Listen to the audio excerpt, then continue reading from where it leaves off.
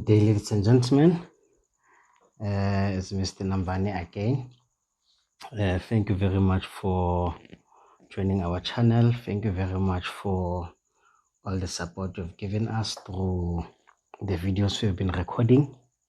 So now today we are going to start with organic chemistry.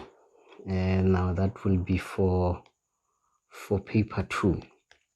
But specifically, what is it that we'll be looking into when we deal with organic chemistry?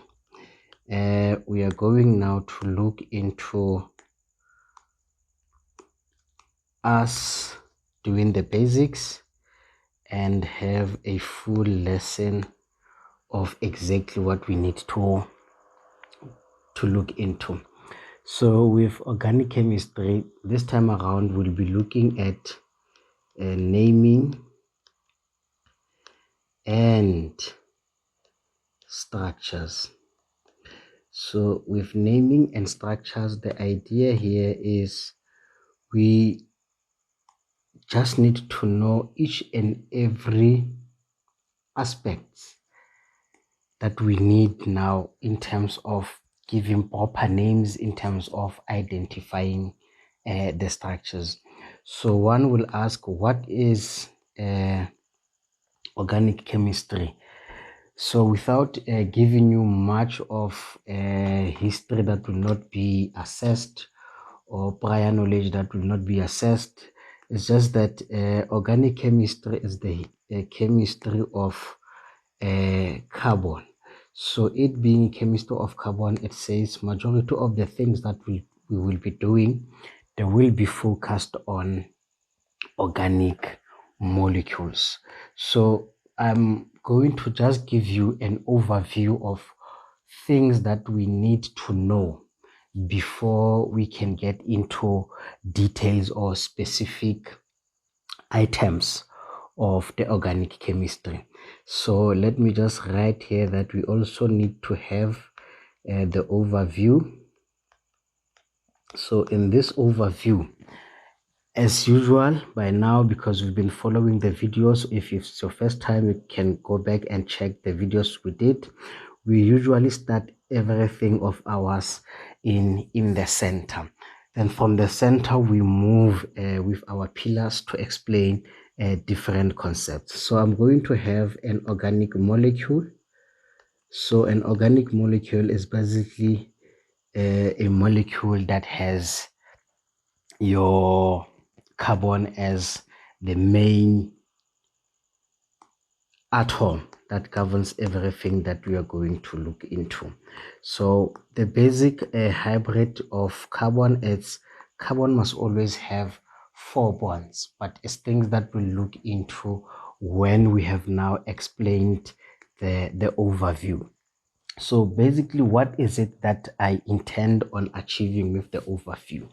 With an overview from the organic molecule that is given, I should be now able to define what is a homologous series. At the very same time, I should be now able to give or maybe say something about now the functional group. The reason for this is that each and every pillar that I am writing down, it's linked into this organic molecule I'm talking about. Then I am also going to have what I call the Iupac name. And thereafter, I am going to have structures,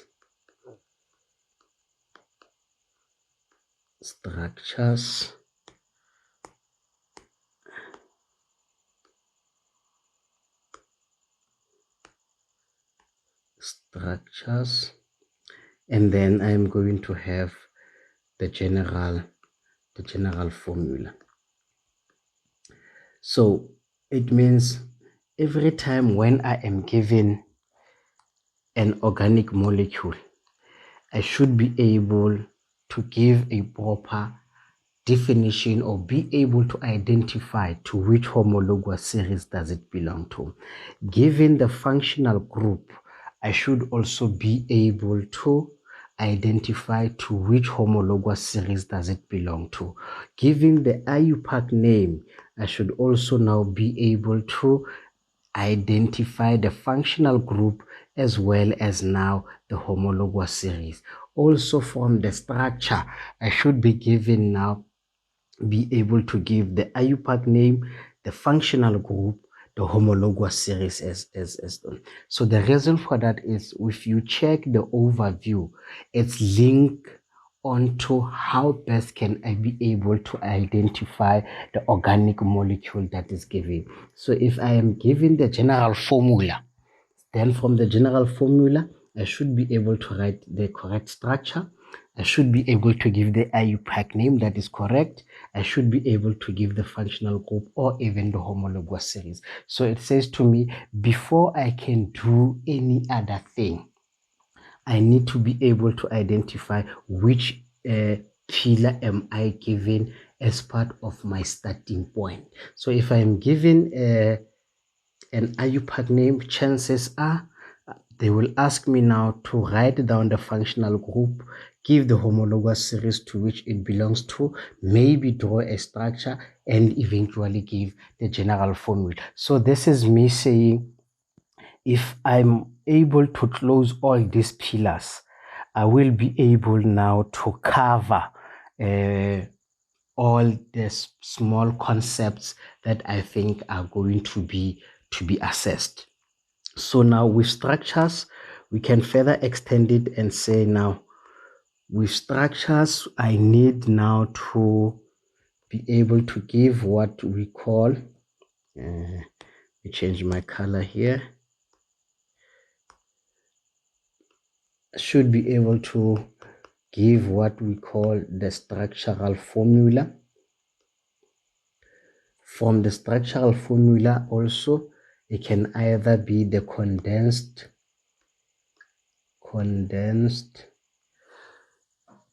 structural formula,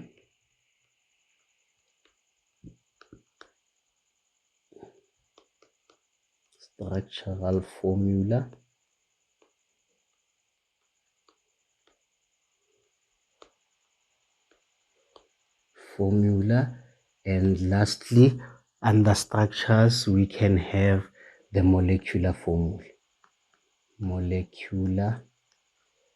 formula.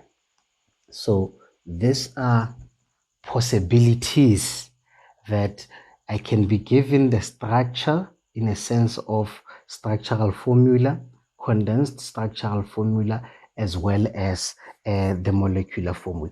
So I am going to try now and expand this in us understanding exactly what each of these concepts really explains. So let's start with a homologous series.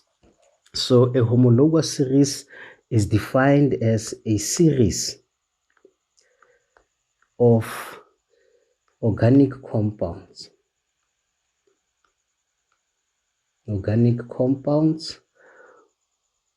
that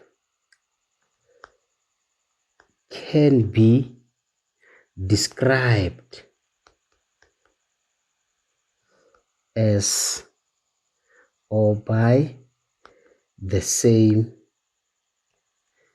general formula.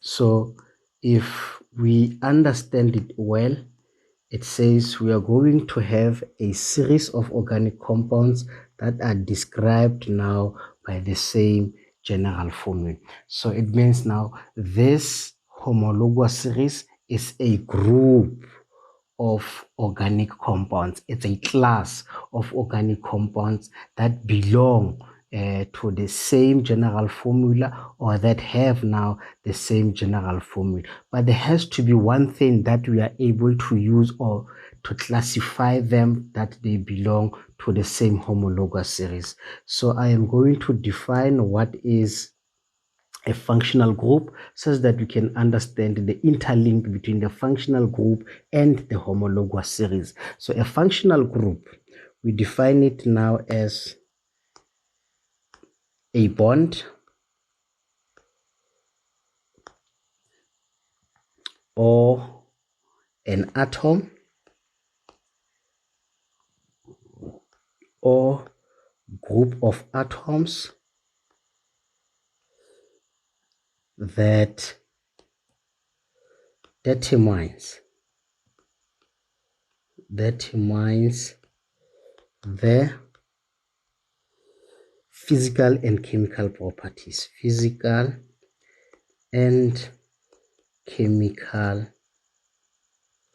properties,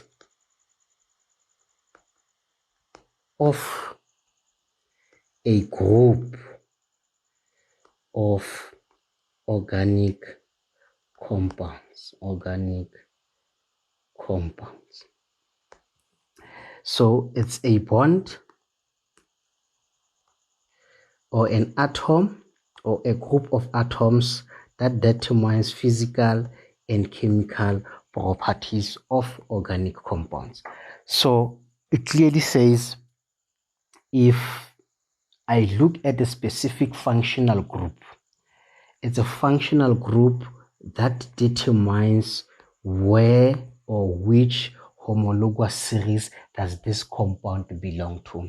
So once they have now the same type of bond, once they have this kind of atom or a group of atoms that gives them now physical and chemical properties, it basically says they need now to belong to the same series. So when they start belonging to the same series, it means they will start to have the same general formula thereof. So there's a nice interlink between the functional group and the homologous series. So I want you to understand that homologous series can also be able to give us to which functional group does a specific compound belong to or has.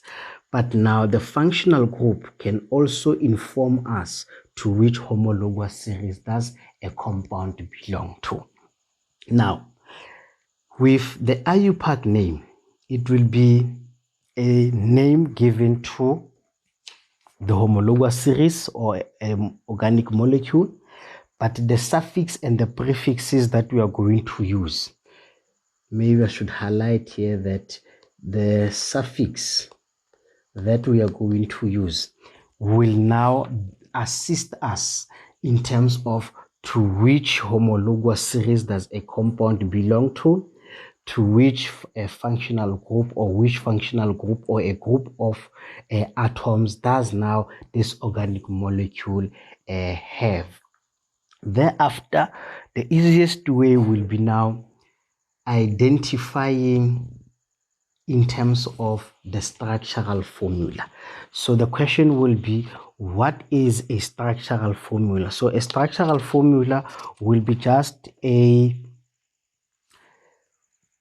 compound in which now atoms attached, which within the molecule or atoms are represented by their chemical symbols, and lines are used to represent all the bonds that hold the atoms together.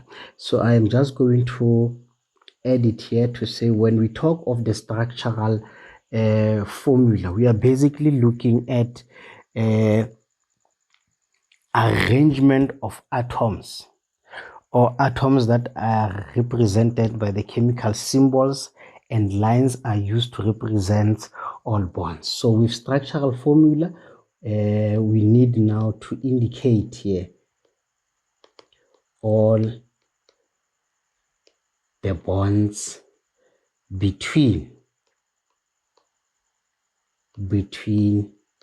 atoms.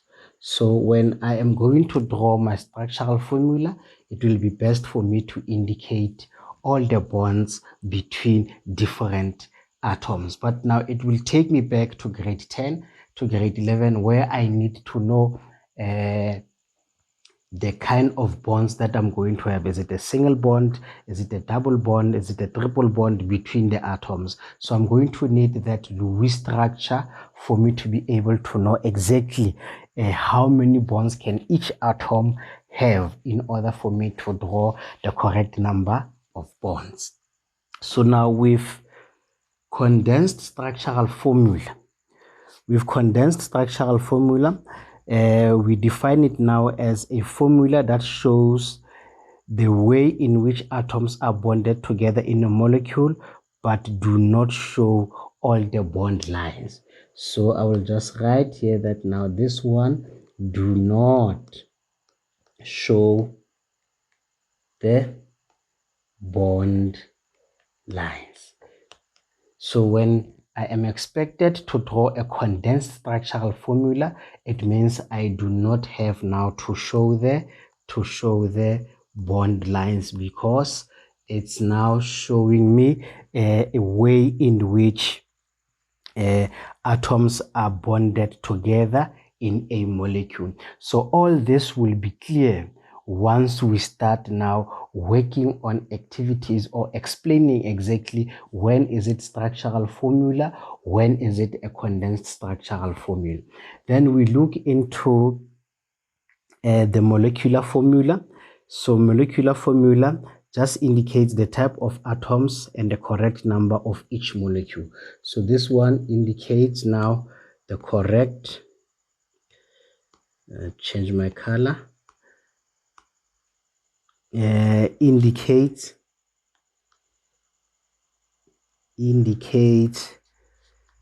the type of atoms,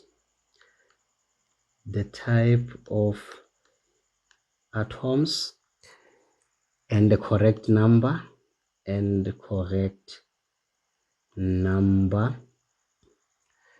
of each molecule. So this one basically indicates the correct number and the arrangement of each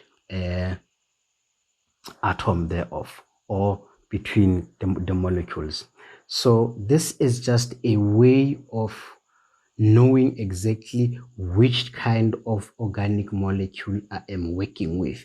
If you know your general formulas, functional group, homologous series, Iupac name, and be able to use structures in identifying the organic molecule, you will not have any kind of challenges when doing with naming and structures. So this is basically just an overview of what we need to know. So when we look into a specific homologous series, we need now to ensure that all the pillars are covered.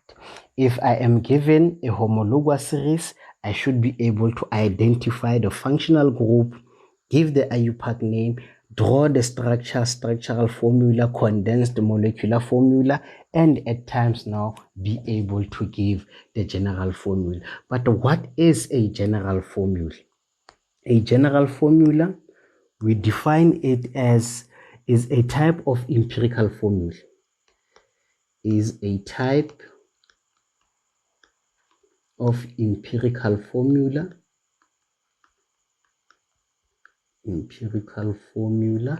Maybe I should just write it in white for emphasis.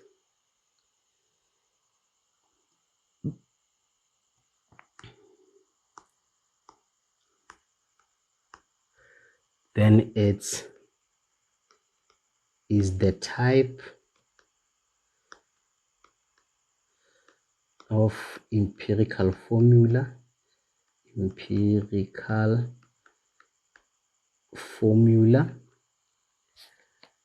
that represents the composition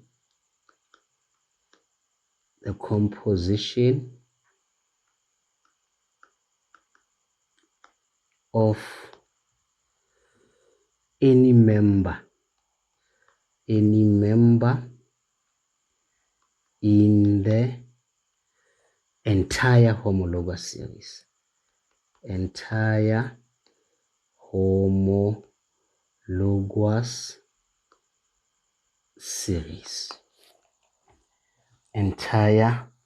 homologous series. Let's highlight for us to put emphasis on the key things we want. So it's the empirical formula that represents the composition of any member in the entire homologous series. That is the reason why homologous series is defined in terms of the same general formula. So the general formula is just the formula that governs the entire homologous series. But now the homologous series, it having the same general formula, it means now it must also have that same type of bond atom, a group of atoms, for us to classify it as a member of the entire homologous series. So we can either use the general formula, structures, Iupac name, functional group, homologous series, for us to be able to explain different types of homologous series we have, or even the organic molecules thereof. So now, with this overview being done in detail, we look now into our different organic molecules that we are going to have. So for each organic molecule, we are going to try give now the homologous series, give the functional group, and maybe attach a basic Iupac name, draw few structures that are structural, condensed, and maybe molecular formula. Then we will be able to give the general formula thereof. So without wasting any time, I am going to start with what I call now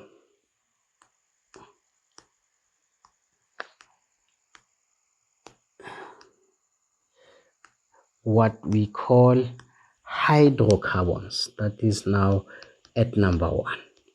Hydrocarbons. But what is the definition of a hydrocarbon? A definition of a hydrocarbon is defined as organic compounds. Organic compounds that consists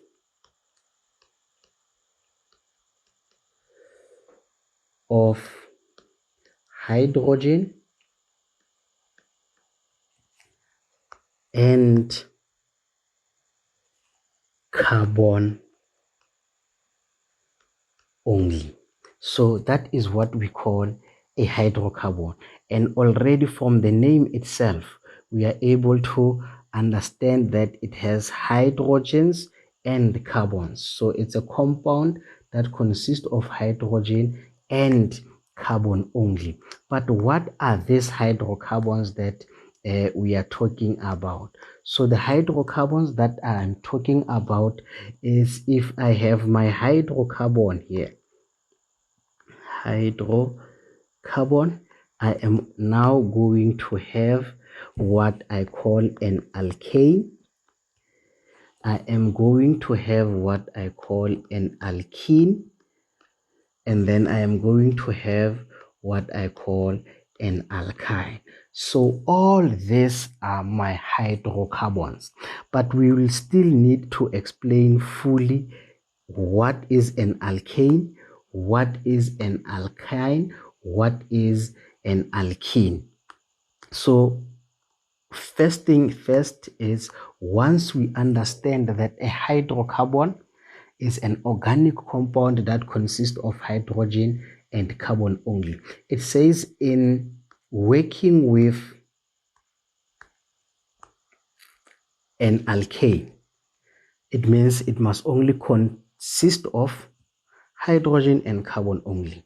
If I am working with an alkene, it basically says it must also contain hydrogen and carbon, and I should be doing the same also for alkynes. But what is now the catch here? Already we can see that the names are changing. In this instance, I have In this instance, I have an alkane, and at this part, I have an alkene, and at this part, I have an alkyne. So already I am going now to use the suffix from the Iupac name in order for me to identify the functional group. Because that's what we said. If I am able to use now my Iupac name, the suffix thereof will assist me in terms of identifying all other pillars that we spoke about. Hence, I'm saying let's now look into the suffix given to the alkane, the suffix given to alkene, and the suffix given to alkyne. But now we need to explain exactly what is an alkene. So as per definition of the exam guideline, an alkene is defined as an organic compound. It's an organic compound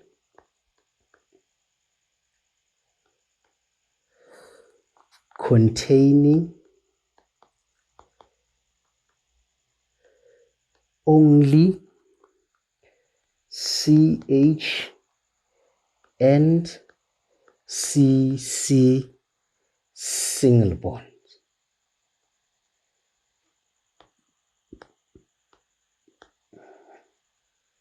CC single bond.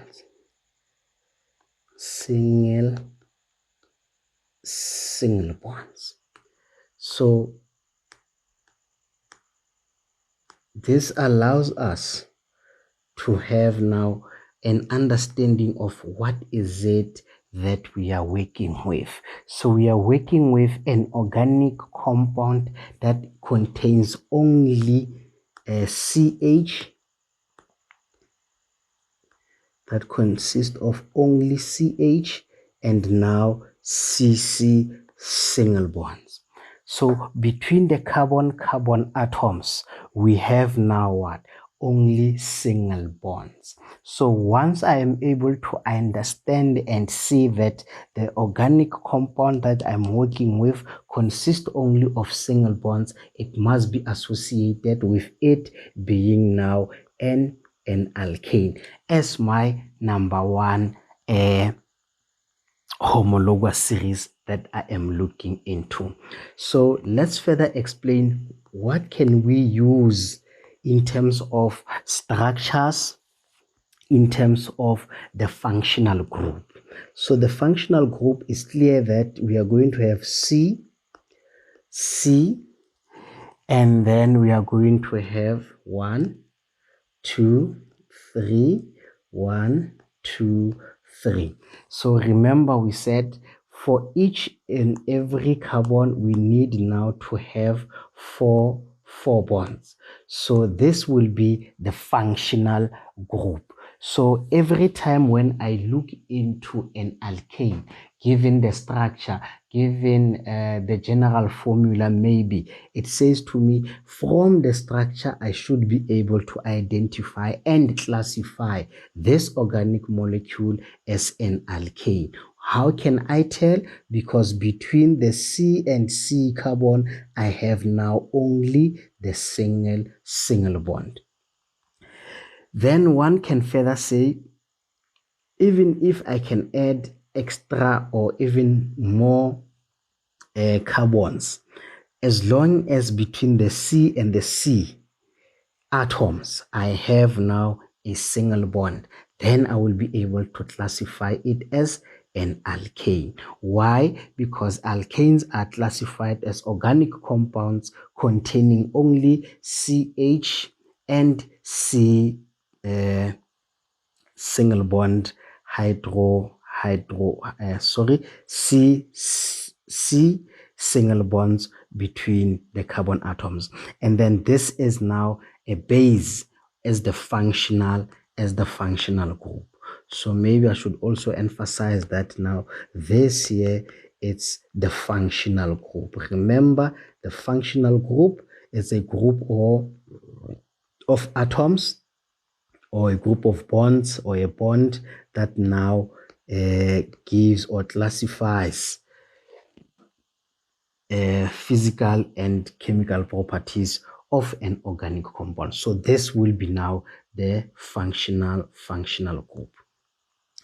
We said also we need now to be able to give the general formula of each. So given the general formula, I will have something like CN H2N plus 2. So now this will be the general formula. So this will be the general formula. And we did say that the general formula is just indicates now the empirical composition of the entire members of the homologous series. So regardless of the number of carbons I have, as long as I have now, for an example, 5 carbons, then I'm going to have H2 multiplied by 5 plus 2. So I'm going to have something like H12. So C5H12 will be now what? The compound that I am looking into. But from the general formula, I can classify it as an alkane thereof. So we are going to use the general formula also to be able to identify to which homologous series does a compound belong to. Then the last one is the Iupac name. We said we will be given the Iupac name, and from the Iupac name, we should be able to identify what kind of homologous series does this particular compound belong to. So the suffix here that we are working with, it's what we call A. So this will be a suffix that we use for our parent name. So this will be our suffix. So the suffix is basically important when we work with Iupac names. So I must just maybe add also to say when we work with the suffix, this basically now using or giving the Iupac name. So from the Iupac name, we will also be able to classify and identify this particular compound as an alkane or as an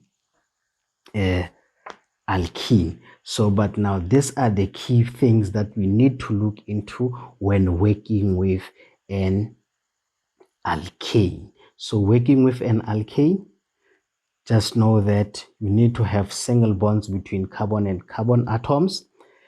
From the functional group, also be able to draw the functional group. Give the general formula CnH2n plus 2. Also, when given now the suffix or the name from the Iupac name, also be able to identify that it belongs to alkanes. But for the purpose of emphasis, let me just maybe have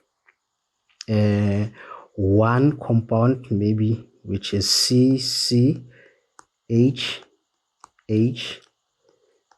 Remember, each carbon must have four bonds, and then each hydrogen must have now one bond. So if I were to give the Iupac name of this compound, it will be just if for 2 carbons, carbon number 1 and 2, and then because it only consists of single bonds, is then that I assign the ane to the prefix, which gives me now the number of carbons. So I'm going to highlight also to say this here will be now the prefix, and this prefix is just the number of carbons. Then the A is just the suffix that indicates the functional group, or let's basically say the homologous series. It's the suffix that indicates the homologous series. So the homologous series in which the compound belongs to. Hence, we also say now, if you are given the name, it's important to identify that if the suffix is A, then it says it belongs to an alkene, which is a single bonds. Then the if, it's now the prefix that comes now from the number of carbons. But when we deal with Iupac names in detail, then we will be able to explain fully as to what we need when we work with naming of organic compounds. So let's move to another one, which is now an alkene, and try to do the same thing as we did for an alkane, because remember, these are just the basics that we are going to use in order for us to be able to understand more complex problems that are going to come. So I'm going to try and create space for us. I will just select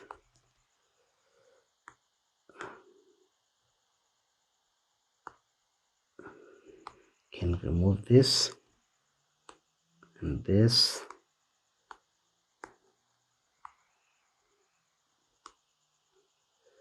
and then I'm going to select this and then move it closer here, so that we can have now enough space of working.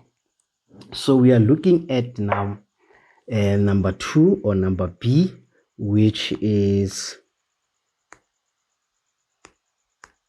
an alkene in this case.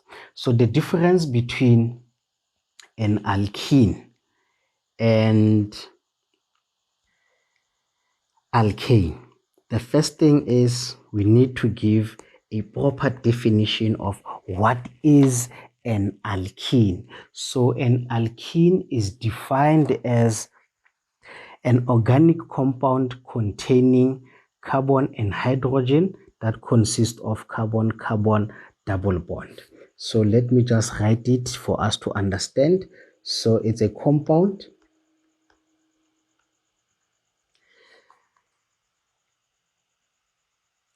of carbon and hydrogen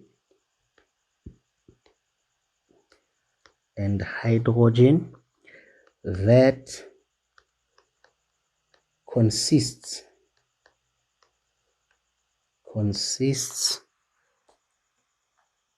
a carbon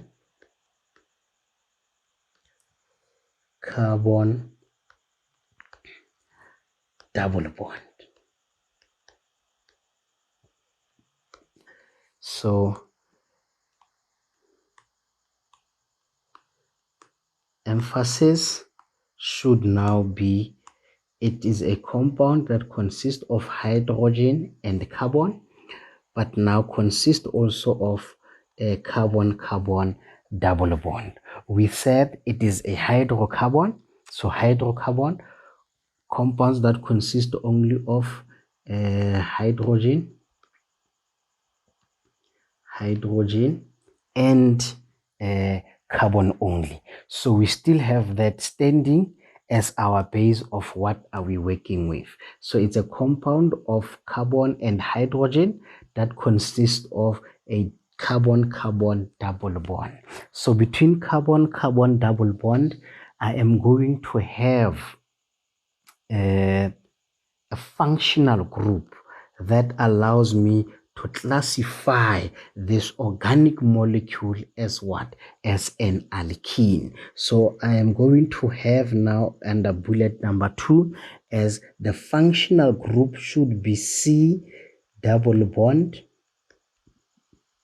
C, and then remember our carbon must always have four bonds. So with that, it allows me to explain in detail that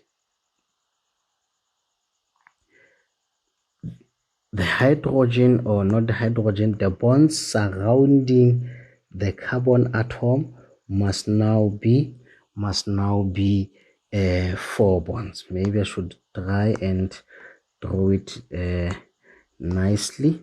So it will be just C, double bond C, and then one bond, one bond, one bond, one bond. Just ensure that you always have 4 bonds surrounding each carbon atom. So this will be the functional group. So once I am looking at a structure, and then I see that I have a double bond between carbon and carbon atoms, I should be able to classify that as now an alkene. So the double bonds, we classify them as alkenes. Then we further move on and say now, once I am able to identify in terms of the structure or the functional group, then I should be able also to give the general formula thereof. So the general formula is Cn. The general formula is Cn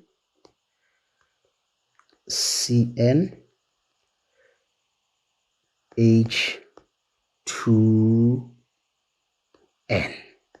CnH2n. So this is now the general formula for alkenes.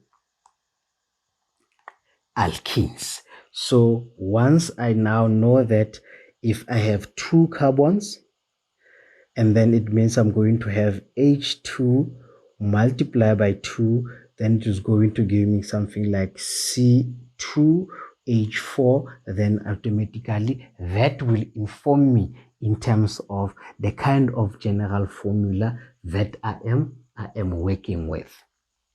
So it's complicated when working with alkenes in terms of the Iupac name.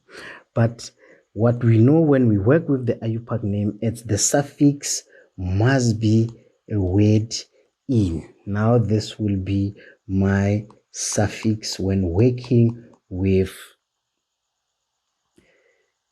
alkenes. And then this will be the general formula. And then this will be my functional group. So the functional group, the Iupac name, the general formula, we can easily associate that with an alkane. So I'm just going to try and make just a basic example of using the suffix. So I'm going to have a C, double bond C with H, and then H, and then H, and then H again. So this will be now my if for carbon number 1 and carbon number 2. Then I am going to assign the suffix, which is now in this case. So already one can easily see and tell that if I am given a name that ends now with in, then it must be associated with an alkene. If one says that now I have a double bond, then also that must be associated with a functional group, a homologous series known as alkenes. So this is now another way of us understanding fully as to how are we going to give the Iupac names when working with hydrocarbons and when working with double bonds thereof. So one will say we also need maybe to add few key things when working with all this. We will look into that once we are done with hydrocarbon number C, which will be alkynes in this instance. So this is just now an overview of the basic things that one needs to look into when working with hydrocarbons. So now I am going to remove this and look into us working with a triple bond in this case. So let's add a triple bond that is now alkyne. So we should be able to do the same for an alkyne. What is an alkyne? An alkyne is a group, or it's a compound of carbon and hydrogen. That now needs to be emphasized. Is a compound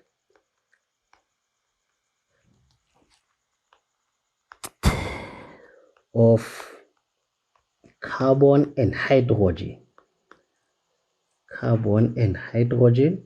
Remember, us emphasizing carbon and hydrogen is just an issue that we are working with a hydrocarbon, and that contains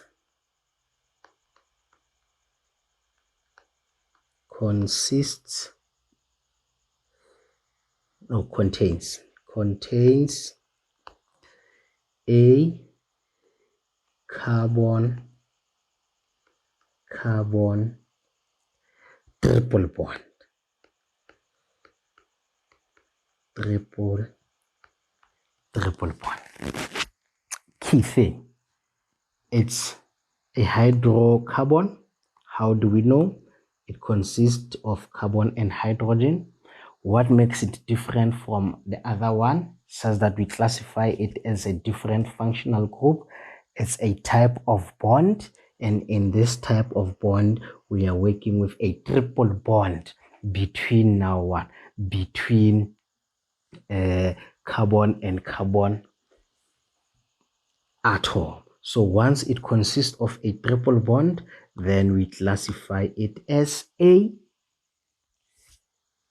alkyne. So what else can we use to identify? We can use now the functional group, which is now a triple bond between the carbon atoms. So remember, carbon must always have four bonds.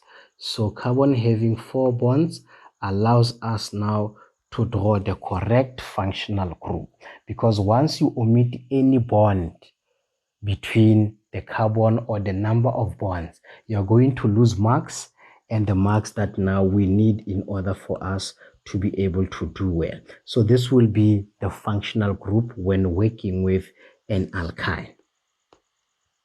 Then we further move on and say, can we have a general formula for alkynes? Yes, we can. The general formula will be CN H2N minus 2. So it's questions that are going to be assessed. It's a way of us identifying different functional groups. So hence it's important for one to know how to identify in terms of a definition, how to identify in terms of now the functional group, how one can be able to identify in terms of the general formula. Because once one is unable to do that, then it means we are going to have a challenge when we start doing more complicated problems for the preparation of the test or even exam. So let's add another way for us to identify. We can identify now using the suffix given from the Iupac name. So the suffix in this case will be an I. So this will be now my suffix. Remember, the suffix is now assisting us also in giving the correct Iupac name. It's assisting in terms of us knowing exactly to which homologous series does this specific compound belong to. So I will now give an example of this where we need now to use the suffix. I will have a triple bond and then one hydrogen and then one hydrogen. So me giving the name here is, I will know my suffix must be an "-ine" because I have identified now the functional group. Thereafter, how many carbons do I have? I have carbon number 1 and carbon number 2. So now this allows me to write the name as ethyne. So from that, one can easily see that the suffix thereof allows me to identify which homologous series does this specific compound belong to. It belongs to triple bonds or it belongs to an alkyne. It's an alkyne because it consists now triple bond, and from the drawing also one can easily say that. But now the examiner can easily say, but when working with all these hydrocarbons, I can assign now to say, can you say something about saturation? Can you say something about saturation when working with hydrocarbons? So with hydrocarbons, one can easily say we are going to have the ones that we say they are saturated and now unsaturated. So saturated. It's important for us to explain now saturation of each.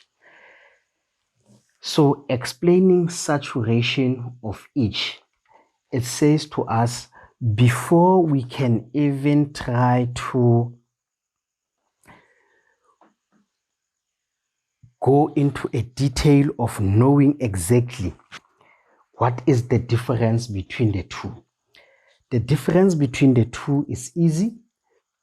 I will just say now, when working with an alkane, we say alkanes, they are saturated, and the reason for that is they only consist of single bonds between carbon and carbon atoms. So in an exam, it's a definition that you need to give. Classify or give a reason why alkanes are classified as saturated. The reason for that is it's a compound that consists only single bonds between C atoms in their hydrocarbon chain. So you need to emphasize that it is the single bond only, contains only single bonds between carbon and carbon atoms. So once we are able to say that, we are able to emphasize that now alkanes are saturated compounds. So let's move into an alkene and also classify it in terms of saturation. So I'm going to add this and say, but now this one must be unsaturated. Unsaturated. The reason for that is that now it is a compound that consists of double bond between carbon and carbon atom. It can be now even of multiple bonds. So maybe one should add it here to say this one consists of multiple bonds between carbon atoms. So that is the key reason why we classify it as unsaturated. Can we classify alkynes as saturated or unsaturated? Obviously, because they consist of multiple bonds between carbon atoms, we say now these ones also must be unsaturated. They are unsaturated because they consist now or contain multiple bonds between carbon atoms. So basically, what have we done? We have now added an extra factor of us identifying whether we are working with alkane, alkene, or alkyne in terms of saturation. So once we are talking of unsaturated hydrocarbons, unsaturated as compounds now that consist of multiple bonds between carbon and carbon atom. That will be your double bond and triple bond. So in an exam also, take it into consideration that part of saturation can form part of the exam, and forming part of the exam we will be expected to explain or give reasons why is that now the case. So we explained that in detail. So we have done now the three homologous series, which is alkane, alkene, and then alkyne. So all those we did explain that they are our hydrocarbons because they consist only of hydrogen and carbon atom. But now what happens in a situation where we don't have carbon and hydrogen only? That means now we are not working with hydrocarbons anymore. So it says now we can look into a different homologous series. So the homologous series that I'm looking into now at number 4 is what we call haloalkanes. So the name clearly says it all. From halo, it means we need now to have a halogen. But now that halogen must be now be within or bonded into now what? A single bond. For us to be able to say it is a haloalkane. So we are going to have a halogen that is now bonded into the single bond.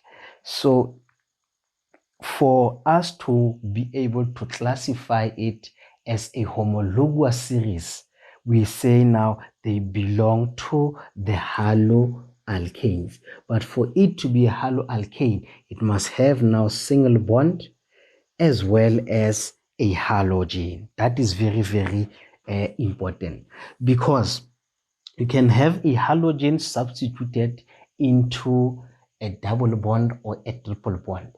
It does not make it a haloalkane. It can only be a haloalkane if that halogen it's now bonded into the single bond. Once we have any other different type of functional group which is not now single bond, it will not be a haloalkane. Kindly understand that. So it will only be a haloalkane if it consists of a halogen and all other bonds are single bonds. So let's now maybe give a definition of what is a haloalkane. We start with a definition. A haloalkane It's an organic compound. Organic compound in which one or more H atoms in an alkane. Remember, in an alkane have been replaced with a halogen atom. So I must emphasize few things here, that in which one or more hydrogen atoms in an alkane have been replaced with a halogen atom. So the question is, which halogen atoms we are looking into. This halogen atom can be anything like your fluorine, your chlorine, and then your bromine, and even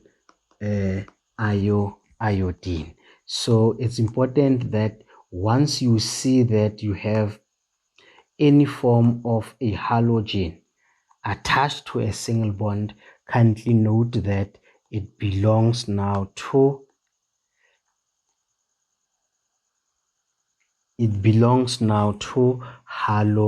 haloalkanes. So the haloalkanes, it's organic compounds in which one or more of hydrogen atoms in an alkane, that is important, have been replaced with a halogen.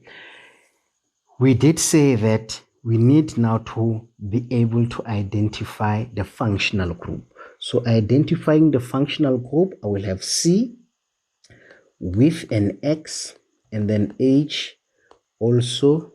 Okay, not an H because we are talking of the functional group. Remember, the functional group, we just indicate now the bonds only.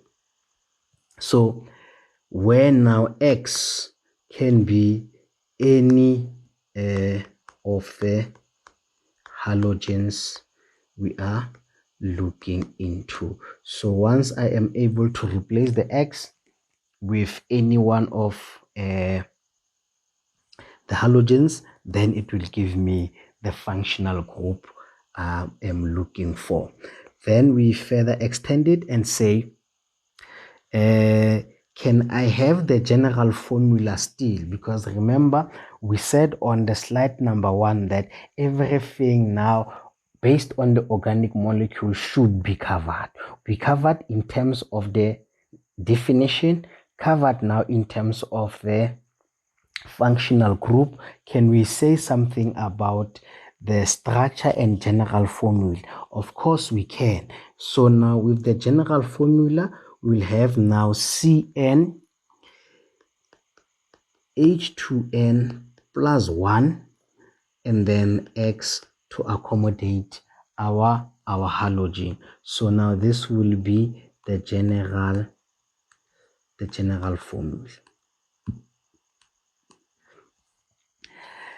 Then can we have an example of such? Yes, we can. Let's have a basic one where we have CCBr, and then remember each carbon must have now a maximum of 4 bonds. So when we work more with our Iupac names, when working or giving the Iupac names, we will do more of the rules that you need now to follow.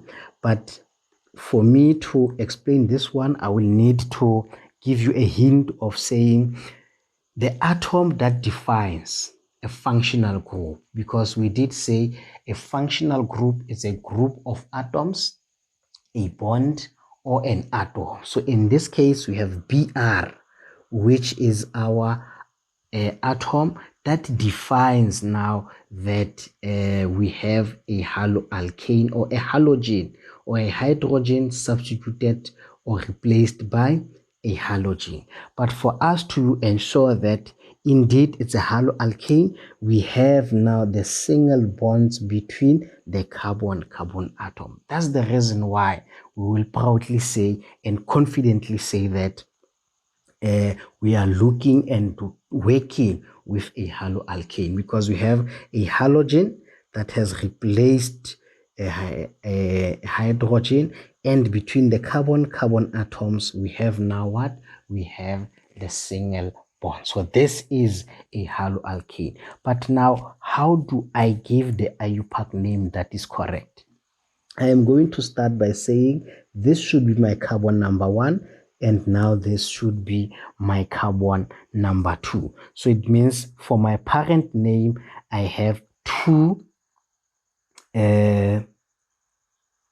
carbons which consist of a single bond. So for the parent name, I am going to have something like ethane as a parent name.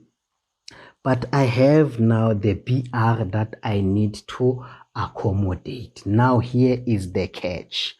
When working with all these substituents or halogens, the names now move from F will be now fluoro, Cl will now be chloro, and then Br will be bromo,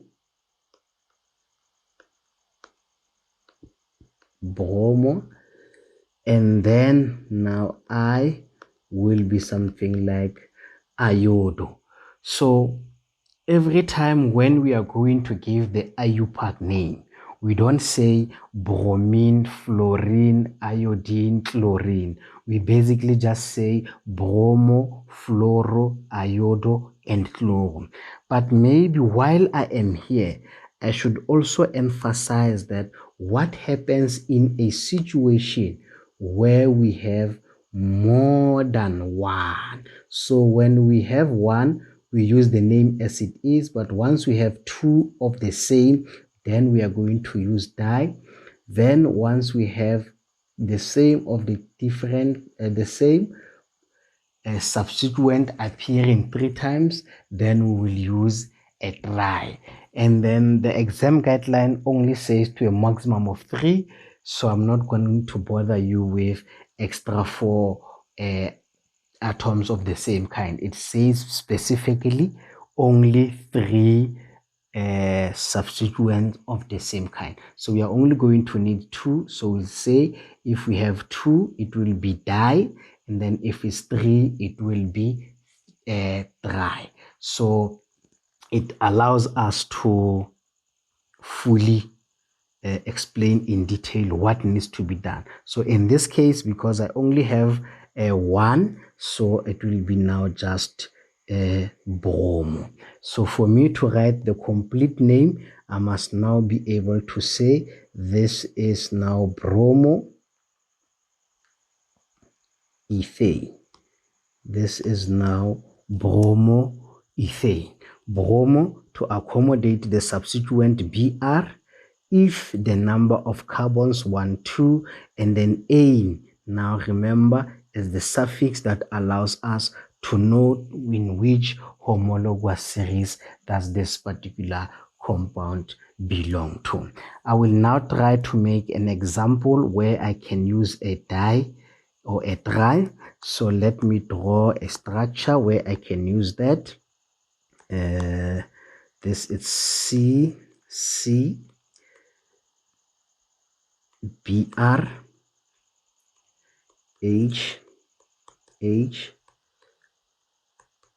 H, and then BR, and then H. So I must now be able to give the Iupac name. So me giving the Iupac name, I will say this is carbon number 1 and this is carbon number 2. So it says at carbon number 1, I have a bromo. Okay, carbon number 1, I have a bromo. And at carbon number 2, I have a bromo. And then the single bonds there, I only have now ethane. So I must give now the full name for this. It must be now 1,2 dibromo ethane. The reason for that is, remember, I need now from the name also be able to draw or reproduce this in terms of the structural formula. So I'm going to now be able to say form 1,1, 1,2 dibromo ethane. Then I will be able to draw. Then I can easily locate and identify that each and every bromo atom that I have, one is at carbon number 1 and then one is at carbon number 2. So these are just the basics that we need to remember when moving forward, especially when we are going to look for the Iupac names as well as redrawing the structure, because now we did say on the first slide here that everything will be linked with one another. So if I am given the Iupac name, the expectation is I should be able to give the structure. If I have the structure, I should be able now to give the Iupac name and vice versa. So everything here is interlinked with one another. But at the end of it all, the key idea is identifying the organic molecule in terms of the information that is given. So from the information that is given, we will easily be able to understand fully exactly what is it that we are working with. So now this is just the first part of us explaining the different homologous series we have. We spoke about hydrocarbons, alkane, alkene, alkynes, haloalkanes. So we'll have now another series of videos where we explain now different other organic molecules or the homologous series that we have. So this one will be part 1 of the whole lesson under naming and structures. Kindly don't forget, share all the information with your friends. Subscribe to our channel as we bring more content. Then you will be able to get notifications for that. So from me to you, thank you very much and have a lovely day.